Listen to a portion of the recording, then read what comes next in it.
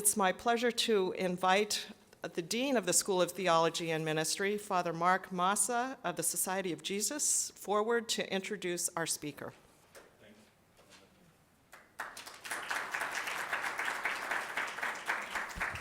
Good evening. Let me add my voice to that of Melinda's and welcome you here tonight.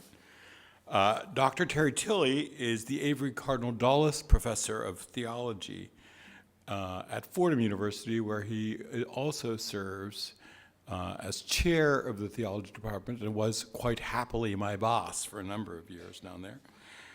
Terry received his BA in theology from the University of San Francisco and his doctorate in theology in 1976 from the Graduate Theological Union in Berkeley, California. And that institution, the GTU, named him, not surprisingly at all, the Alumnus of the Year in 2008. Terry has taught at Georgetown University, St. Michael's College in Vermont, Florida State University, and the University of Dayton, before coming to Fordham University as the department chair in 2006. He is the past president of the College Theology Society, the Catholic Theological Society of America, and is currently president of the Society for the Study of Philosophy of Religion. He has written over 50 articles for scholarly journals and has authored 10 books. Let me say that again, I love that. He has authored 10 books, the latest one being Faith, What It Is and What It Is Not. One reviewer of that book said this about that book: "This is a knowledgeable and sophisticated analysis, but in language direct and clear enough for an undergraduate. It is destined to become standard college reading." After his talk tonight, Terry will be glad to field questions from you, so please feel free to ask questions, and we'll have Brian from the STM going around with the mic to wait for the mic to reach you, because we are filming this for our website over at the STM. Ladies and gentlemen, it is an honor for me to introduce to you a distinguished scholar and a good friend of mine, Dr. Terry Tilley.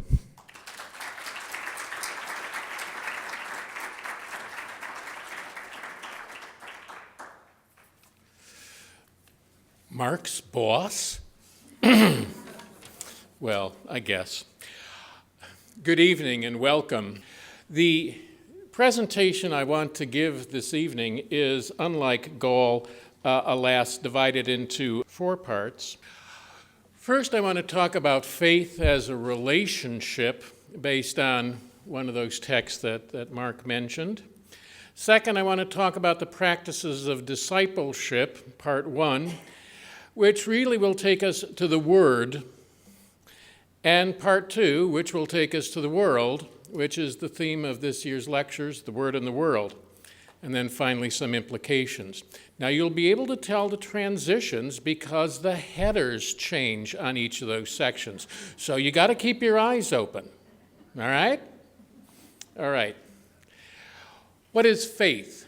I want to suggest to you tonight that faith is a relationship between one and the irreducible energizing source or sources of meaning and center of value in one's life, that is, a God. There have been hundreds of definitions, as far as I can figure out, of faith over the years, and I want to focus, I've decided after working on this that to see it as a relationship between one and one's God helps illumine the facets of faith and, as I'll argue, the facets of discipleship. Faith includes trust. One trusts one's God or gods. Belief. One has beliefs about them. Action. One does things with regard to them and avoids some things. And obviously, feelings. Faith can be dry at times, or it can be fertile. Each of these 4 aspects of faith have been alleged by previous writers to be the essence of faith. I think they are of the essence of faith, but they are part of relationships. And so I have this relational model. Faith takes on multiple shapes, and the shapes are determined by what I've decided puckishly to call the size of the gods. Only a fat guy can get away with that. Polytheism is one form of faith. It's faith in many gods. We think of polytheism in the ancient world. There are multiple gods, Baal, Zeus, Venus, Diana, that people worship for various parts of their lives. My point with you is that I think that we have made an error in this, that polytheism is quite alive and well.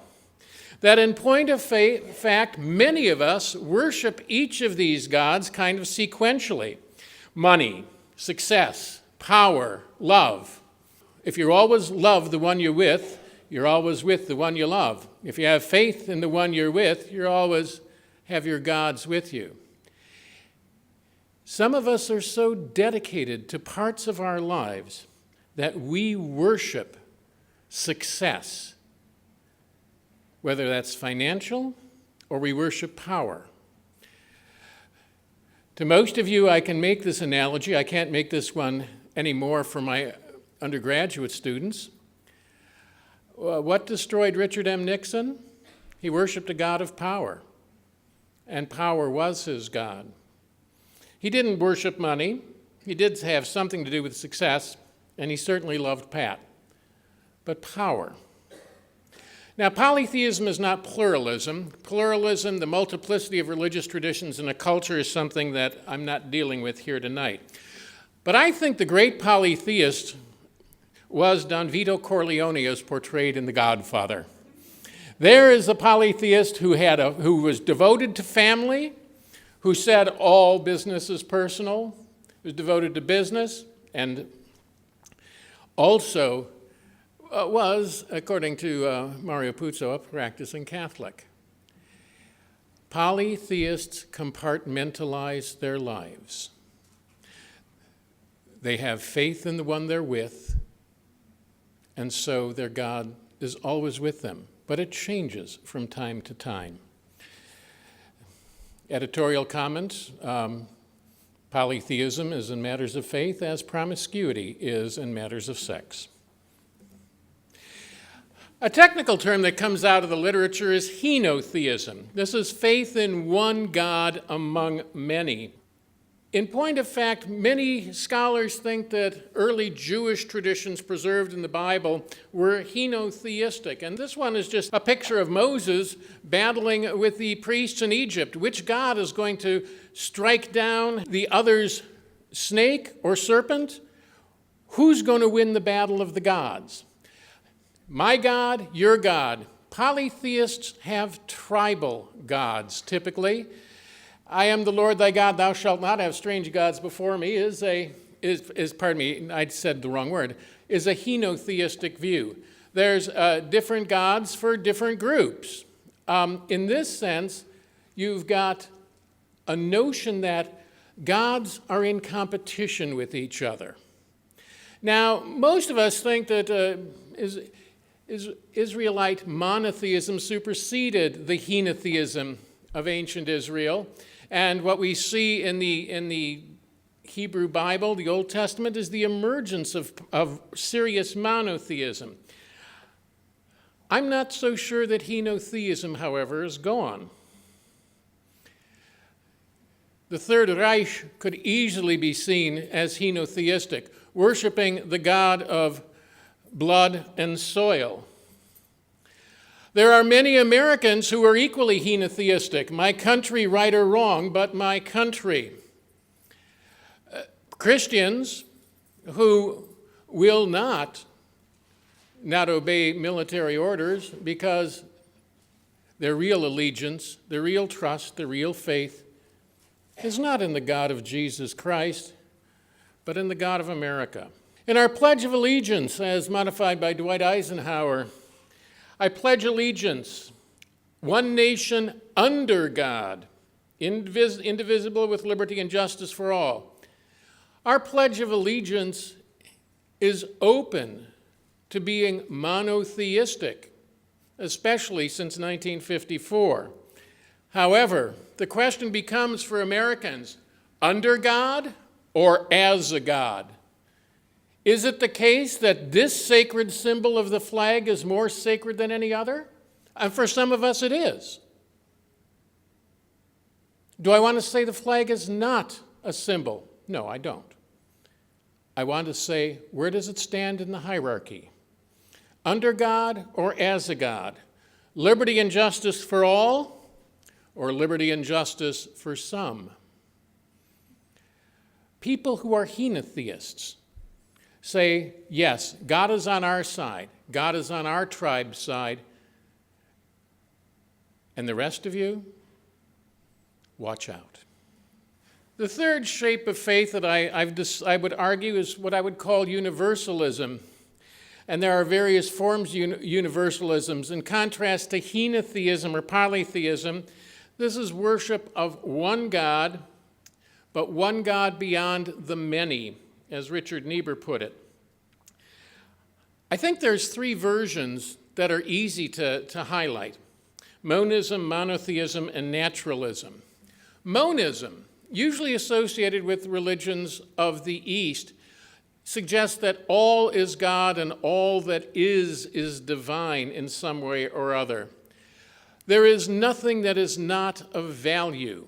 These notions of what scholars call monism suggest that there is a universal value suffused through whatever there is. Each and every person has value because they participate in this great ocean of being. The Western religious traditions are monotheistic. I am the Lord thy God, thou shalt not have strange gods before me. Suggests just this, that indeed the monotheisms say no to henotheism and no to pluralism. Ultimately, all people are God's people. Not only my friends, not only those who live in the same country or city with me, but all people are to be treated as God's people. Christians, especially Catholic Christians, of course, are Trinitarian monotheists, and the Trinity symbol that comes from our catechism when I was a boy, the so-called Baltimore Catechism, reminds us that the Trinity is a mystery. I also want to suggest to you that naturalism, whether it's in the form of scientific atheism or naturalistic humanism, can be a form of universalism. All people, because they're human, are worthwhile. Picking this out from the web, forget patriotism, support humanism, suggests that no humans are not of value. So the question becomes, how big is your God? Is your God the little God of the part or compartment of your life? Is your God the God of your tribe or your kind? Or is your God great? And if so, what are your gods? So when I want to look at faith, especially with my undergraduates, I want them to start thinking about what is the ultimate center of meaning and real source of value in their lives. What do you live for? What would you die for? What is this faith? I think this faith is realized and expressed in characteristic practices. Practices of trusting, believing, acting, and feeling, that multiple relationship. These practices, as I'm going to argue, show you what your faith is. What do you do habitually? That's where you find your faith. As I've suggested, not one of these alone. What are the practices of faith? Well, they're feelings. They're feelings of trust and awe. It might be the almighty dollar. It might be the God who appears in the burning bush and speaks to Moses. And he takes off his shoes, you remember. Feelings, often trust and awe. Practices of worship and sacrifice. And my illustration here is King Midas. And it's King Midas for a particular reason, because we think of Midas as developing the Midas touch. He worshiped gold, and he devoted his life to gold. That was his form of worship. But it also means sacrifice, because if you're so busy working for gold, what do you sacrifice? Friends? Family? All the other goods of life go away. Every form of faith has its worship practice, which may be grubbing for gold, and every form of faith has its sacrifices, its asceticism, what you have to give up to live in and live out a faith.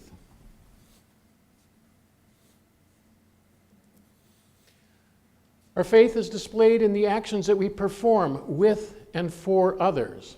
I'll be talking about that a little more extensively as we go on. But faith appears in actions. And to hint at this, this is moral and ritual action that most people is the way most people will talk about it. And finally, faith is expressed in beliefs, in creeds, for example. We have to be able to say something about the God or the gods that we worship, that we sacrifice for, that we have faith in. So how do we discern the shape of our faith? We analyze our practices. Are we Christians? Well, do our practices follow Jesus' practices? That's the question. And as you see, we've moved into part 2. So what are Jesus' practices? That's the source.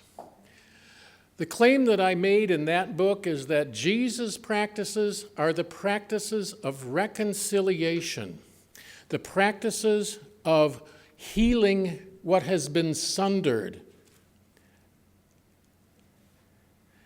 The New Testament records Jesus as he was remembered.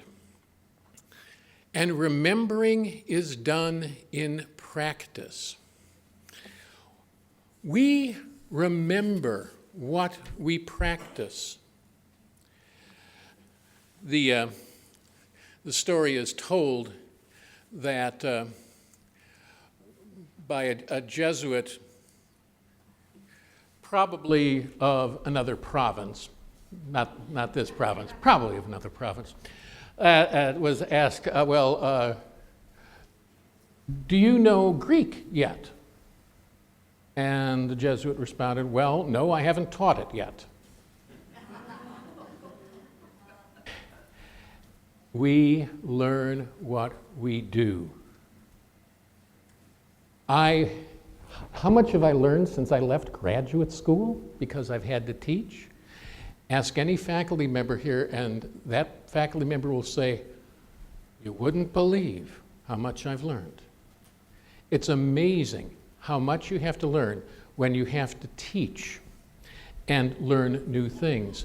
Remembering is done in practice, and disciples' memory is the way we remember Jesus in practice. Critical scholarship seeks the historic Jesus, not the historical Jesus. This is a very tricky and arguable issue, but after doing the research on New Testament scholarship, it seems to me that what we're really interested in is not what Jesus thought of himself, but the impression that Jesus made, the remembered Jesus, the historic Jesus. A number of scholars, Jimmy Dunn, Larry Hurtado, Elizabeth Schussler-Fiorenza, and a whole host of others have influenced me here in saying that's what's important about Jesus is not his self-consciousness, which was what the first quest sought, first quest for the historical Jesus, but a critical understanding of what he did for us. What did he do? Throughout the Gospels, he is an exorcist and a healer. Jesus clearly is remembered, and this is traceable in every stratum of the Gospel in terms of the form critical analyses. He healed people. They were sick. He engaged in table fellowship. He ate with people. We remember this, obviously, in the Last Supper. But I don't want you to forget the supper at Emmaus. He meets the disciples on the road after his death, and he cooks and eats fish with them. And they have to tell him the story in the course of the meal. And they recognized him in the breaking of the bread. And he left. That's Caravaggio. You'll see I like this one.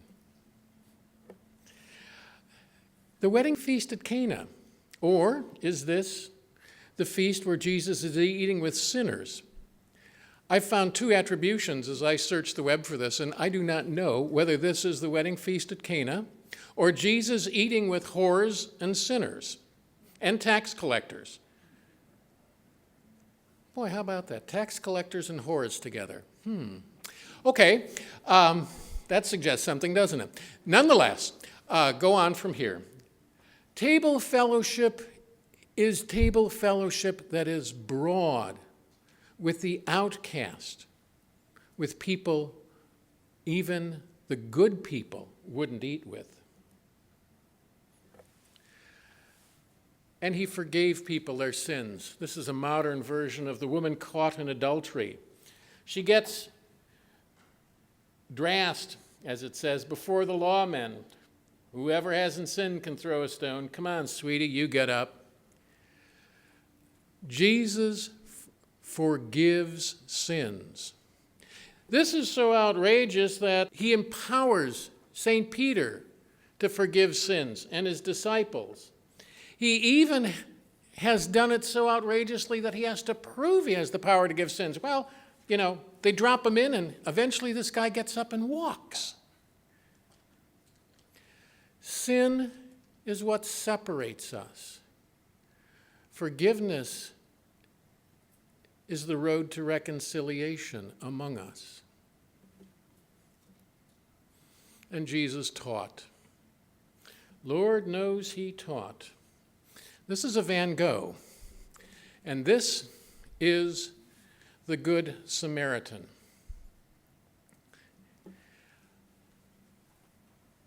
In this picture, what we see is the Good Samaritan putting the fellow on the donkey. You know the story. The good people go by, and the bad people, the bad person, or at least the somewhat outcast guy, takes care of the person in the ditch. I want you to think about that story. What is the very, very first thing the Good Samaritan does? The Samaritan does. What does he do first? Now, raise your hand. I got to point at you, and we have to hear you. He stops. And then what does he do second? No, too quick, too fast. Slow down. We have too many fast women in this audience, I can tell. No, too fast. What does he do after he stops?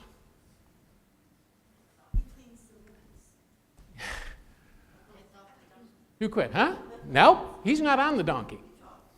Nope, doesn't talk. Nope, doesn't pray. Nope. What do you have to do before you pick him up?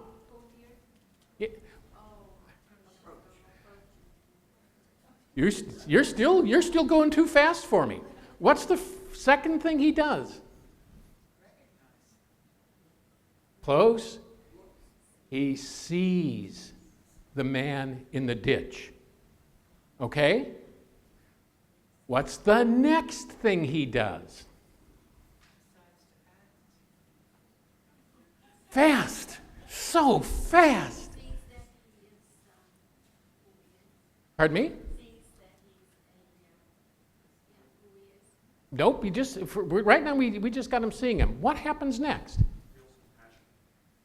Absolutely. He has pity on him, as the translation has it. He stops, he sees him, he has pity on him. Now, what's the verb for having pity in Greek? Huh? Splanknitz. It's a splanknitz. Actually, splanknitzomai is the verb, but he splanknitzes. Anybody know where the splanchnic artery is in your body? Yeah, it feeds your spleen. So he gets this feeling in his gut. To splanknitz is to see and to have compassion so deep that it upsets his stomach. You know that verb is only used 12 times in the New Testament, and it's always used in the Synoptic Gospels, and that's the only place it's used. 8 times it's used, or Jesus is said to have pity on the crowd. 1 time, Jesus is asked to have pity. Another time, I'll talk about in a second. I want to ask you the question. Every time the verb splanknitzomai is used in the New Testament, it's in the Synoptic Gospels, and the subject of that verb is always a stand-in for Jesus, a stand-in for God, or Jesus himself. Every time. So who's the Good Samaritan? Maybe the teaching is that Jesus is the one who comes to you in the ditch. You're in the ditch, Melinda. Now, you'll have to put up with me playing Jesus. I come along. Maybe we're in the ditch. And maybe it's Jesus who rescues us from the ditch. Maybe the final story in Luke, the final lines in Luke are an addendum. Go and do likewise. Jesus' teaching is radical. Maybe not only be like a Samaritan, but maybe I am a Samaritan? Or the Rembrandt of the prodigal son. You know the story of the prodigal son. He goes off, spends the money. He says, here's a good Jew boy. I should go home to my father. I've been eating the food with the swine. A good Jew boy, right? Bad place for a Jew to be in, eating pig food with pigs. So he's going to go to Father and he's going to say, Father, I have sinned against heaven and against you. Just make me one of your servants. It'll be cool. So he starts going back to his father. What's the father do? Too fast. Sees him. What's the second thing he does?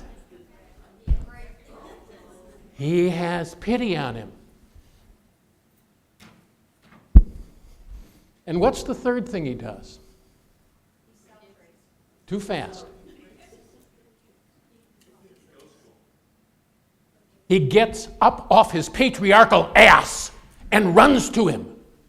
Notice this. In a culture that is truly patriarchal, the father who sees, has pity, doesn't wait for the son to come to him, but goes out and runs to him and says, Son, you're home! Hooray! Imagine the son. Oh my God, who the hell is this? When we see the images in the New Testament, they're not quite what we expect if we look at them. This is Jesus' teaching. And the father has not only pity on the one son, but also on goody two-shoes who stays home all the time. Jesus teaches and empowers us to teach as well. And of course, there's the woman who goes out in search of the coin. One of my colleagues has said to use too many female images for God in her work, and that they're not biblical enough. And That's not an image of God going out and hunting the lost coin? Got me. We see God imaged in lots of ways in Jesus' teaching. And all of these practices are carried on by his disciples. Peter heals a man outside the temple so he can walk into the temple. Each one of these practices are carried on by his disciples. These are the practices they remembered of Jesus, the practices that makes the sick whole so they can rejoin the community, the practices of eating with the outcast, the practices of forgiving sins so people can be reconciled, and teaching in ways that people didn't expect. Please do not forget, the father of the sons did not sit and wait. He got up and he ran to his son. It's pretty outrageous teaching, especially if you think that's an image of God. So, just like the earliest disciples, and you see we're in part 3 now, how do we pass on the traditions of following Jesus? I want to suggest we learn how to be disciples. One of the issues that I think really is important in ministry, in catechesis, and in any kind of teaching is to focus on learning how. Learning that is very important, no doubt about it. Learning that, this, that, or the other thing, I do not want to put down. But learning how comes first. And maybe you even learn Greek by figuring out how to teach Greek. In particular, we learn how to be a disciple of Jesus through the particular community in which we have our identity. That is to say, we are taught how to be disciples by a community of practitioners. Look at what they do. I asked this question, who taught you to be a Catholic Christian? A couple times, and the answers I got are basically 7 or 8. Mom and dad, religious sisters, my grandparents, parish priests, the practice of participating in liturgy, studying the lives of the saints, the evangelists, Matthew, Mark, Luke, and John, and friends and neighbors. Think about this again. Who taught you how to be a Christian? It's going to be the community of practitioners who teach us how to live in and live out the tradition of Christian discipleship. I then ask the question, well, what do you do explicitly as a Catholic Christian? What do you engage in? Answers, and you can probably add others to these: participation in the sacrament, give up candy for Lent. Now, people, especially the fancy liturgists, suggest that this is trivial. And yes, it is trivial. Let's admit it. But this is an identity marker. We give up candy for Lent. We don't eat fish on Friday.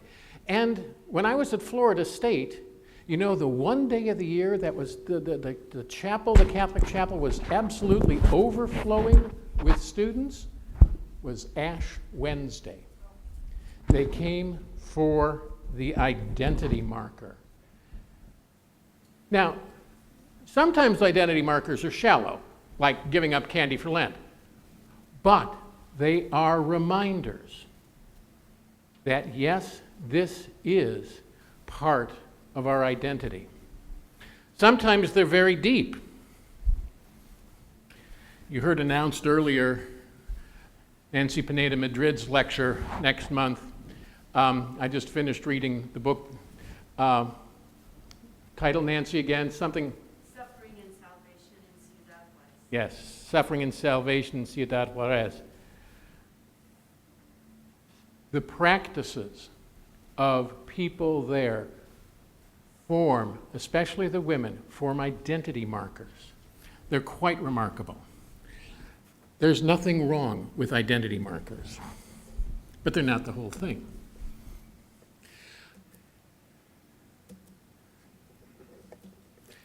Those are the kinds of things people did explicitly, they said, as Catholic Christians. You can think of lots of things, I'm sure. How about implicitly? What do you teach implicitly as Catholic Christians? Back at church, you must all be Catholics. All the empty seats are up front, right? Matthew 25, 31 to 46 is the parable of the eschatological parable of the sheep and the goats. Each of these things, what do you do? What do you teach as a Catholic Christian, both explicitly and implicitly? Is this list comprehensive? Absolutely not. But think about what you do. Think about why you do it. And think about with whom and for whom you do it. And you'll come to understand the shape of your own faith and the practice of your discipleship. We do indeed develop a communal identity through distinctive practices, practices distinctive to our community. Celebrations of the liturgical year, Advent, Christmas, Good Friday, Easter Sunday. The liturgical year, the rhythm of the year, helps us through. One of the things I really hate is incense in ordinary time. We lose the sense of the liturgical year. Incense is great on feasts. We celebrate sacraments and sacramentals, baptism, Eucharist, anointing. We say rosaries, and we give ashes. Each of these are celebrations that we engage in. Sacraments or sacramentals. You do know that Orthodox theologians in the Middle Ages found at least 30 sacraments, and that the number 7, set finally by the Council of Trent, is a good settlement. But it's not the only settlement that was possible. Sacraments and sacramentals, prophetic truth-telling, working for justice. Don't forget fun and fellowship. I remembered that.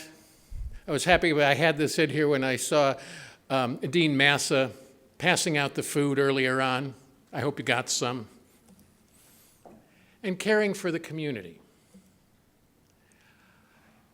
If following Jesus is practicing discipleship, and if these are our practices, then the question becomes, do these really embody Jesus' practices?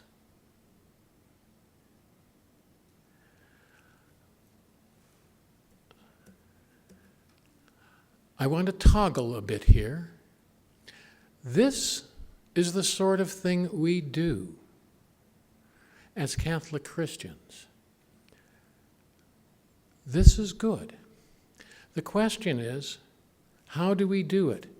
And when we engage in our practices, are we engaging in the practices that we've seen Jesus enabled his very own disciples to engage in? We develop discipleship because we learn how to do things that are carried on in stories, images, and shared ideas. Why do I tell you these, retell the parables and ask you to think about them perhaps a little differently? So you will think about the practices you engage in differently. We develop discipleship in our patterns of worship and sacrifice. Go back to King Midas. He is a disciple of the God of gold. Go back to Tricky Dicky from Yorba Linda. He is a disciple of the God of power. Go back and look historically. What do people worship? What do they sacrifice? And we develop discipleship in the ways we say and understand our creed. I don't want to get rid of belief. We share practices, stories, and images, but we believe in God the Father, the Almighty, often imaged as the creator of Adam, as in the Sistine Chapel ceiling. I want to suggest to you two things about this, that when God creates Eve on the Sistine Chapel ceiling, please notice how involved Adam is.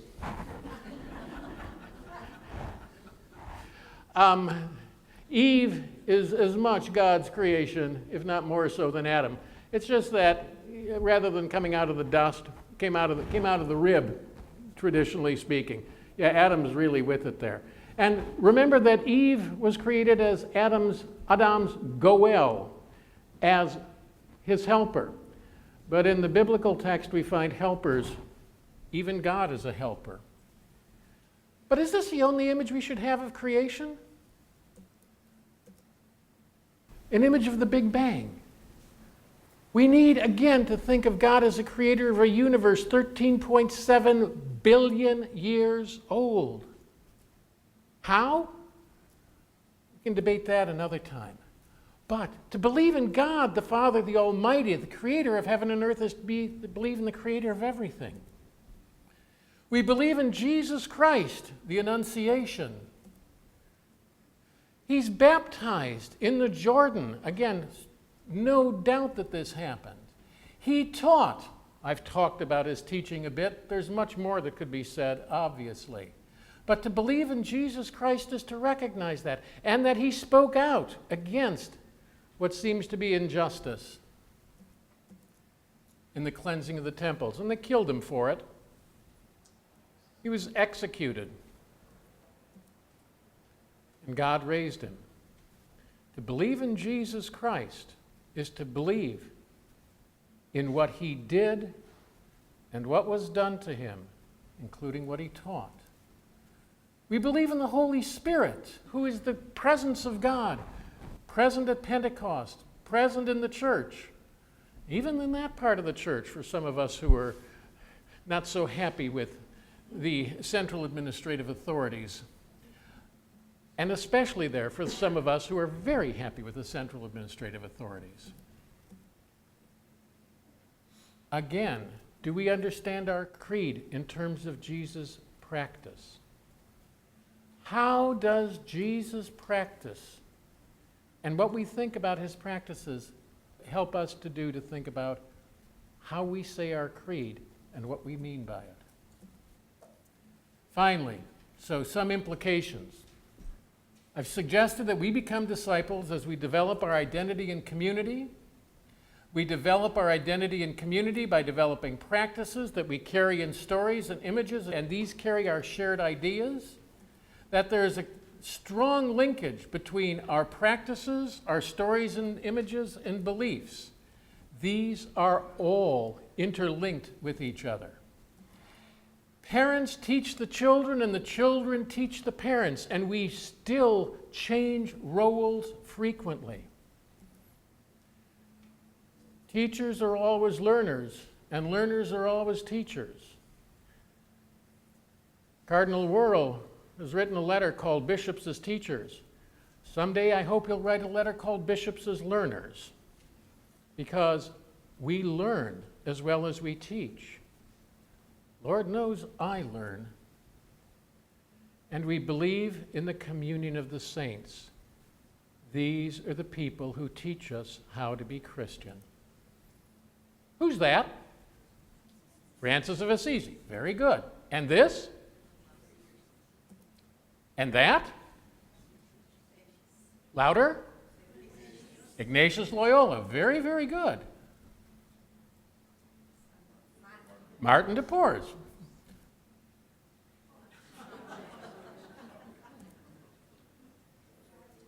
Dorothy Day.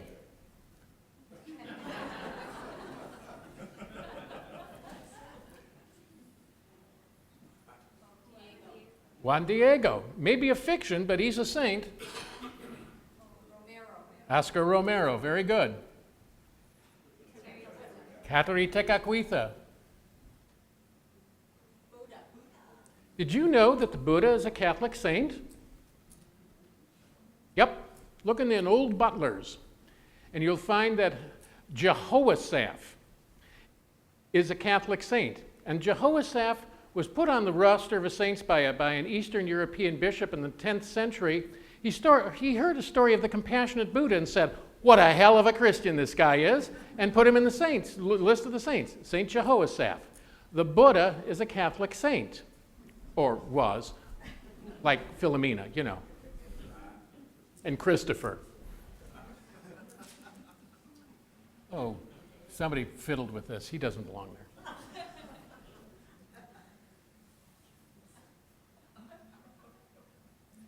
The communion of the saints is your picture here because you are a learner and a teacher. You engage in the practices. You celebrate. You and I together show by our lives what it means to be a Christian. These are all mixed up together.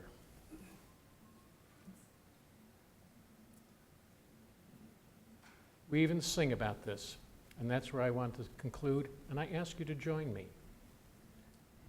We remember how you loved us to your death, and still we celebrate, for you are with us here.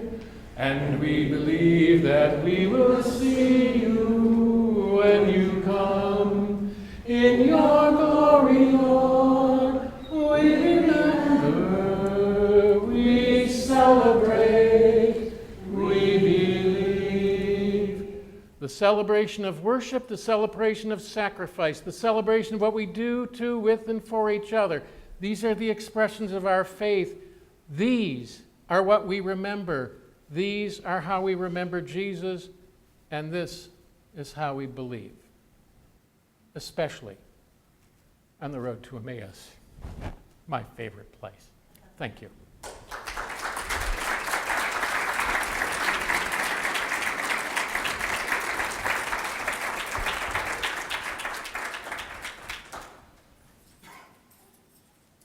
Questions, comments, demurs, objections, anything you want to do, or you can leave if you want to. So.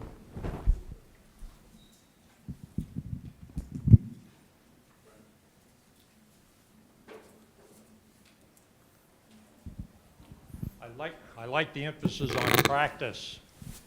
One part that I was expecting to hear more of is the poor.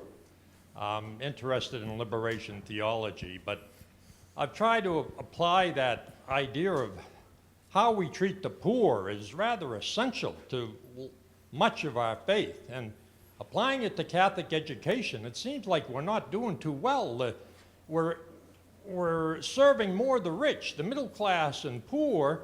In the past, were served pretty well by Catholic education. But now, here at Boston College, over $50,000 a year for fees for a student, and on the high school and on the grammar school level, the poor seem to be marginalized, so to speak. And it seems to me that affects the faith. Don't you think so?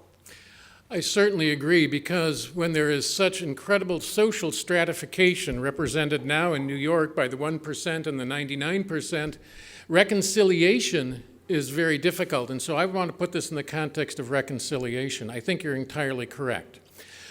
Two comments. First, in their pastoral letter, Economic Justice for All, the bishops put out a criterion for judging economic policy. And this criterion is threefold, and I think it is brilliant because it really captures in practice the option for the poor. What does a policy do to the poor, for the poor, and enable the poor to do for themselves? This can be generalized. What does this do to any marginalized group, for any marginalized group, and engage in them and enable them to do for themselves? These are questions we need to ask in terms of reconciliation. I think you're entirely correct. I did not talk much about economic reconciliation here, and I think that's a major issue. In the terms of Christ's goal, you say reconciliation, and that to me seems to be an end goal, but there should be beginning goals. I personally like compassion as a beginning goal because that kind of leads you down those paths. What would you comment on that? I had about a week and a half ago or so, a theologian by the name of John Thiel at Fairfield University, who's a man I respect immensely, was talking about forgiveness as the goal, and that forgiving the unforgivable is what we expect God to do. I think this is a very hard thing to understand, and I think I'm scared to read his book when it comes out. It's going to be really important. But I fought with John about this one because I think forgiveness is a means to the goal of reconciliation. Compassion is an attitude that we need to have to forgive, to understand, to forgive, and perhaps to be reconciled. So I want to suggest to you that, yes, I think you're entirely correct. Compassion is a necessary part of it. Otherwise, I wouldn't play so much with splanknitsomai, which is also translated have compassion on. It's an important attitude, but the attitude is both for us to develop to become compassionate people. And if we're all compassionate with each other, then reconciliation might be easy. So I would call that an attitude, maybe even a virtue, but I haven't thought enough about that. And our virtue ethicist is gone. So thank you.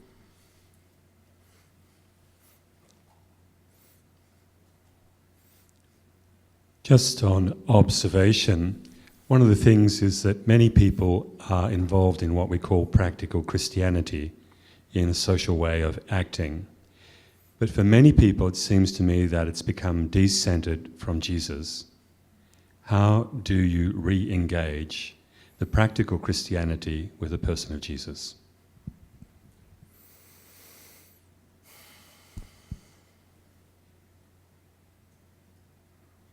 Are you a plant?